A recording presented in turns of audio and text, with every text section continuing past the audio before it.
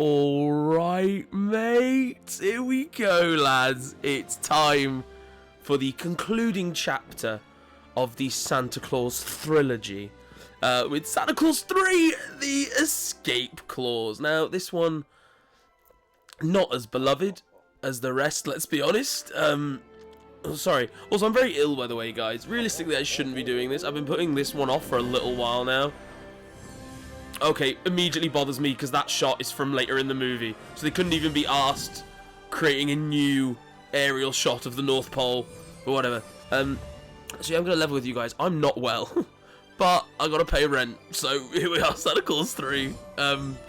Yeah, this is not as beloved. Oh, sorry, very quickly.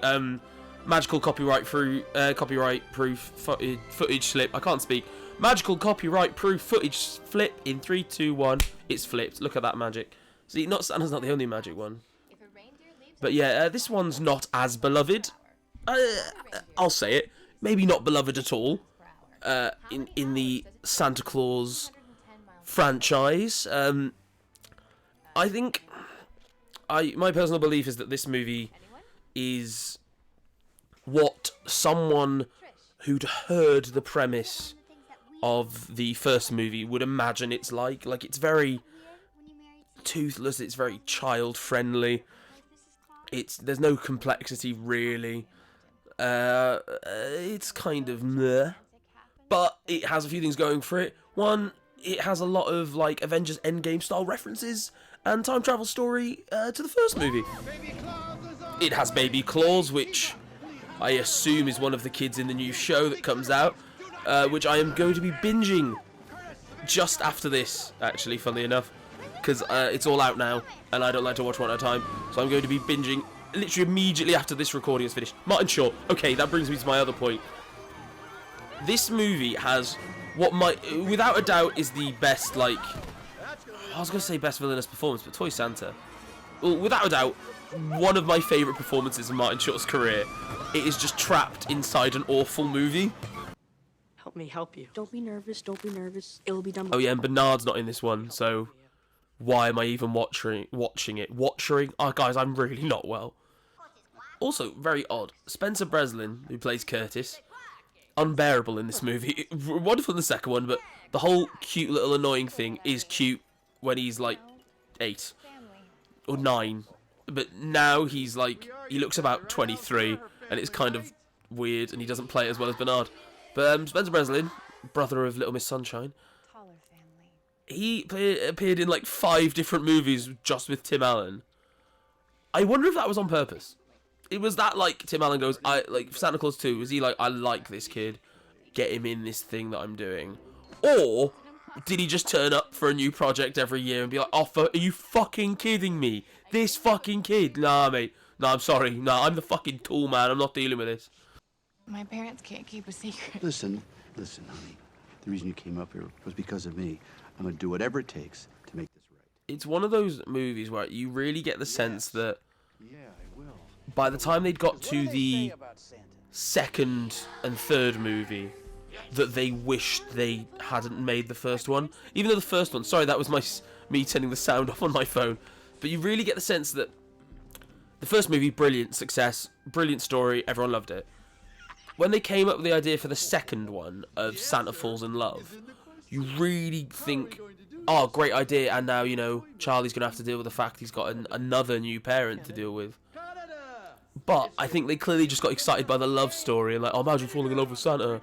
Well, the next step in any franchise based on love, Shades of Grey, Twilight, is a baby. So they were like, oh, great, next one, have a baby. And we can talk about Santa's fears of becoming a father and all that first-time nerves. And they're like, yeah, he's already got a kid, mate. The kid's like 20 now. And it's like, oh, he just won't be in this one. Like, you know what I mean? And again, like, I've seen the trailers for this Santa Claus show. It seems to be like, what are my kids going to be like? I'm like, you have a kid. You have a grown man child. I hope he's in it. I think he is. I don't know if that was confirmed or not. But do you know what I mean? They're all like, oh, but the kids are all weird. I'm like, wouldn't it be great if they had an older sibling who was not from the North Pole who could help them through that? Open the doors if you want to fall in love! I'd say, as a whole, the movie is fine. It's like a candy cane. No one stays up all year going, where the fuck's the candy canes? They're fine. But, my friends, Martin Short is no candy cane. Martin Short is a loaf of sausage meat. He's Pigs in Blanket.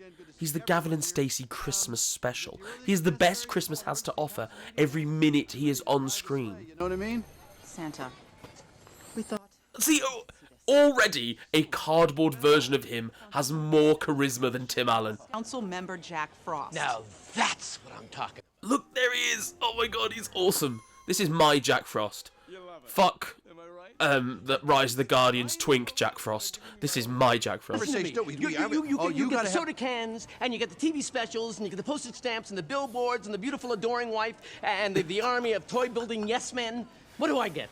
A few runny noses and some dead citrus. I think about that line all the time. That's hilarious, though. Oh boy, the in-laws. Mr. and Mrs. in bad mood every time I turn around are coming up to the North Pole. They're not supposed to be in the North Pole, so I gotta come up with some solution for that. And then on top of that, I'm a tad bit worried about being a father again because I wasn't all that good at it. Okay, but the in-laws thing was your idea, is the thing. Invite them after Christmas. You know when you got like 11 months of no work. Go down and see them. Why don't they go down and see them? He goes down and sees Charlie in like 5 minutes. What the fuck? I've never thought of that. Alright, okay. You are Santa Claus. That is your full-time job. You are a mythical figure with an insanely difficult job, okay? Maybe schedule the times you fuck your wife. Or at the very least, schedule contraception.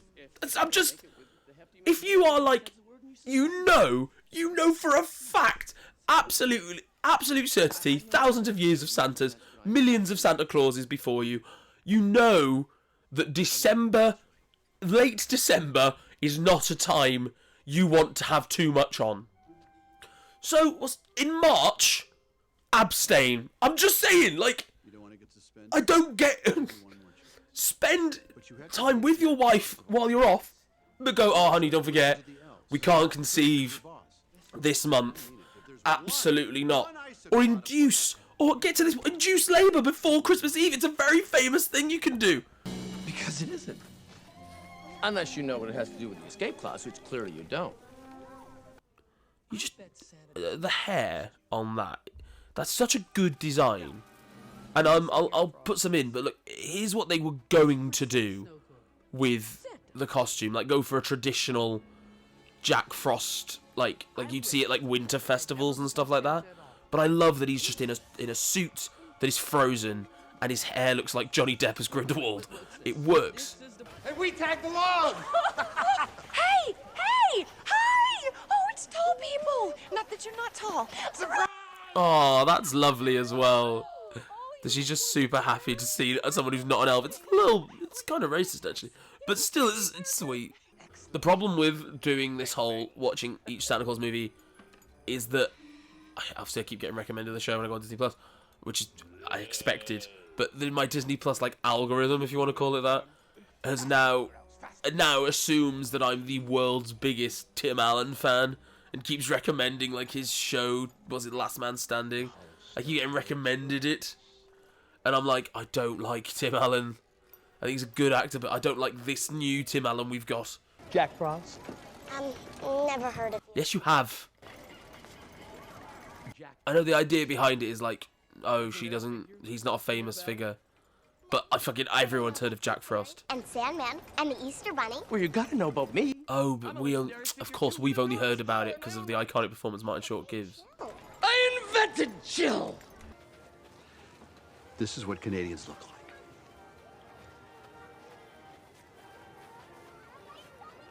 By the way, if you're wondering why there's silence, it's because I'm watching this in a packed theatre and we're all enjoying the joke. Santa says he really wants you to take a break. Never believe that. Never. If someone comes up to you and goes, your boss wants you to take a break, especially from an American capitalist, bullshit, man. And he's a Republican. Yeah. Oh, it's a tantalizing blend of full, rich cocoa. Oh, they're all like, oh, I'm jonesing though, you know what I mean? I'm fucking jonesing for some cocoa. When I was younger, Jack Frost I got told was like the frost you see on grass when it gets cold. I got told that was called Jack Frost. Oh no, maybe they just said it was Jack Frost. I didn't understand, but obviously the idea is that during winter, he goes out at night and makes it all beautiful looking, and he like freezes the grass and gets us ready for Christmas is the idea. But giving him like, and he like brings winter, giving that concept a villainous angle of like he's fucking pissed that every December people only ever give a shit about the fat man who brings them stuff, not the person who literally, you know, has to do this work every day. I really like that idea. I think that's a really funny idea, like a concept that I don't think they do enough with. I'd have made him a bit more pissed off that he's been doing the job for like hundreds of years and this one dude rocks up. This one like normal everyday dude. Or maybe Jack Frost, is Jack Frost a bloke? But also, people talk about this as a plot hole where it's like, why don't some evil dude try and take Santa's coat? Surely someone must know about it. But that's literally what Jack Frost does. He tries and steal Santa's powers. But again, that's a very interesting idea. Like, what if an evil guy became Santa and they do nothing with it? It's like a 5-minute sequence. I don't care about the in-laws. It's such a, like, get rid of that completely as an angle. Focus just on the fact that someone evil wants to steal the concept of being Santa, and Santa's maybe struggling a little bit. But I feel like that's just what they're doing in the TV show, so they clearly think it's a good idea. Why don't they use it? Adorable. You divine little kitten, you. I'd love this, because they're clearly into each other. Like, oh, if this wasn't a Disney movie, that would so be the angle. He fucks Santa Claus's mother-in-law just to cause more drama and arguments. The last half of this movie is brilliant. Oh, like, that's just so fucking scary. Like, especially if you, like, most people know what the premise of this is. If you went into this completely blind, terrifying. Yeah, the last, like, we're nearly halfway. And the last half is where the movie, like, the premise of the movie kicks in, if you get what I'm saying. Like, the whole time travel element, really interesting. And the whole evil Santa Claus, really interesting. None of it here, though. Do you know what, though? I suppose it's kind of like, they're clearly trying to do the It's a Wonderful Life thing, where he, like, sees how things are different and then changes his mind. Watch It's a Wonderful Life properly. I watched it in the cinema the other day, because my cinema near me shows older Christmas films. And it's brilliant, you know, one of the best ever. But when you watch it in the cinema, where you've got to properly, like, take it in, there's no distractions, it's quite long. Like, what the bits you remember are just the last, like, 20 minutes. It's like a solid hour and a bit of just George Bailey's life being not that great. And it's good, it's really interesting. But there's a point about just close to the halfway, which is what I'm at here, where I'm like, this is long and I'm over it. You know, like, get to the bit I came for.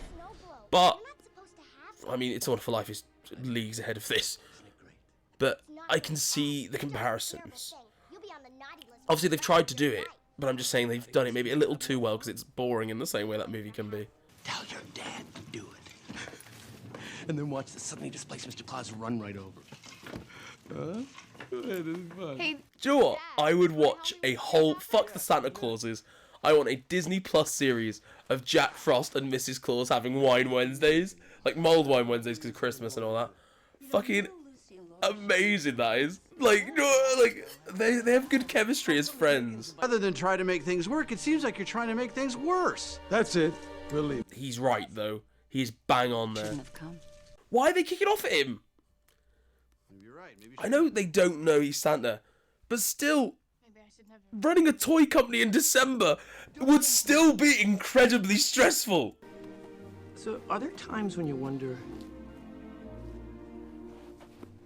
The genius of this scene is that, I use the term loosely, is that it times perfectly with him saying, I wish I'd never been Santa, and getting the thing out.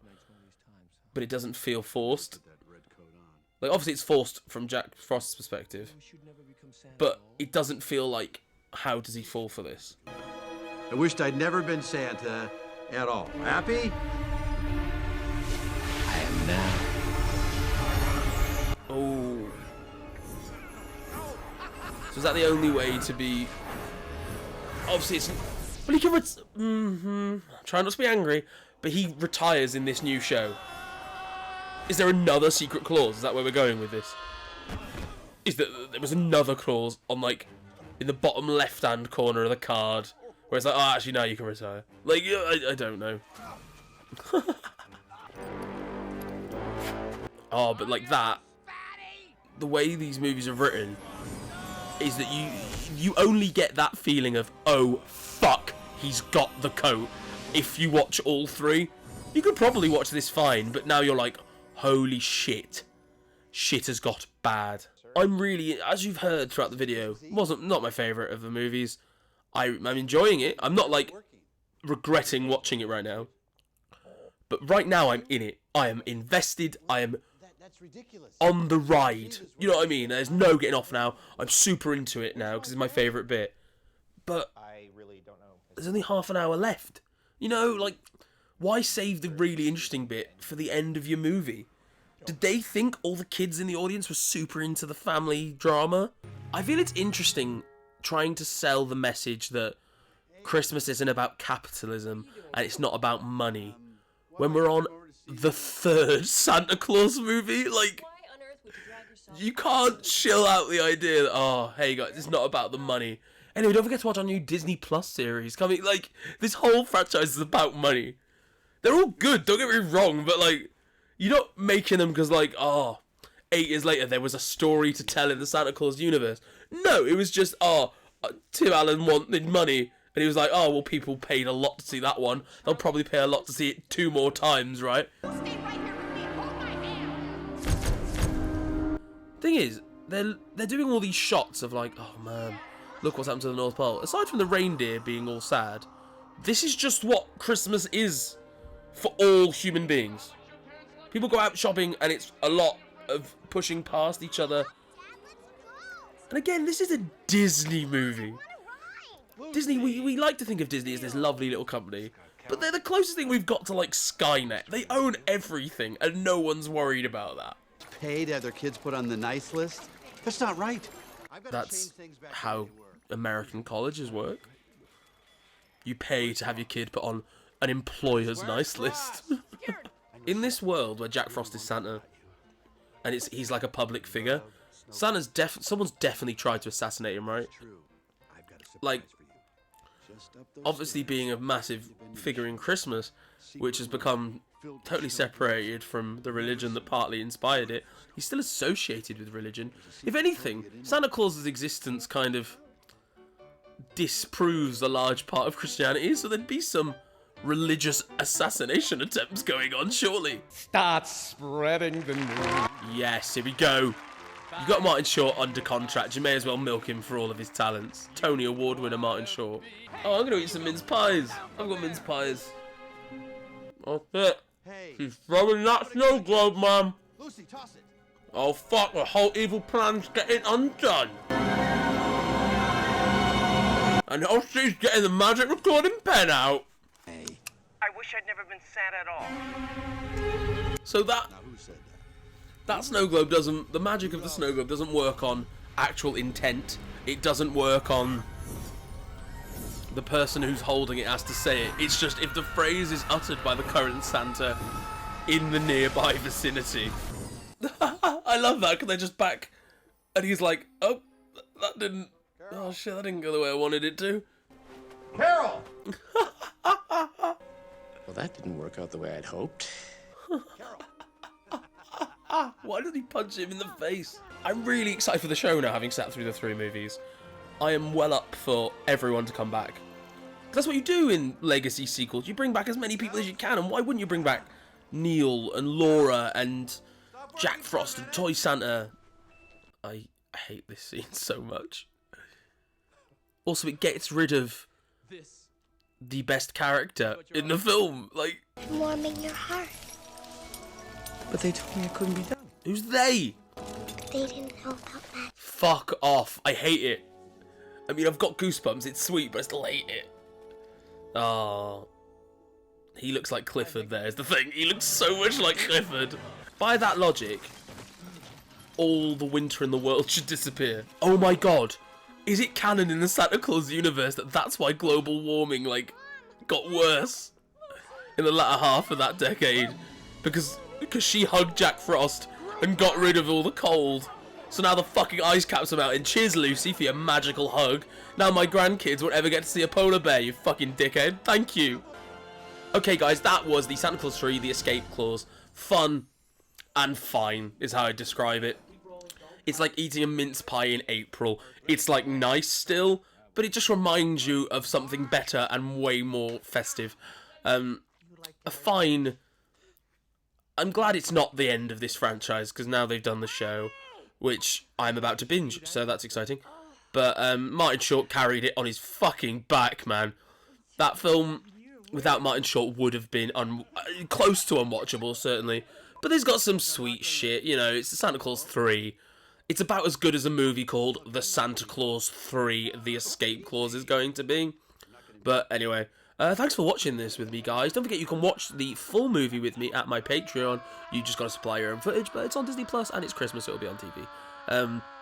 Yeah, you can do that. That is one tier. Or you can also get early access, where right now you can watch my video highlight of the Santa Clauses, along with the full length for each episode of that. So, if you're just watching on YouTube, the Santa Clauses video will be out on Christmas Day. So that's exciting, isn't it? A bit of festive fun to watch with your family. But, yeah, thank you for watching, guys. Don't forget to like, subscribe, comment, tell me what movie you want me to review next. And don't forget there's still one festive-themed slot available that I need to fill. Maybe I won't, but hey, we'll see. Thank you for watching, guys. I've been Harry with an I, not with a Y, because that really pisses me off. Thank you for watching. See you next time. Blah, blah, boo.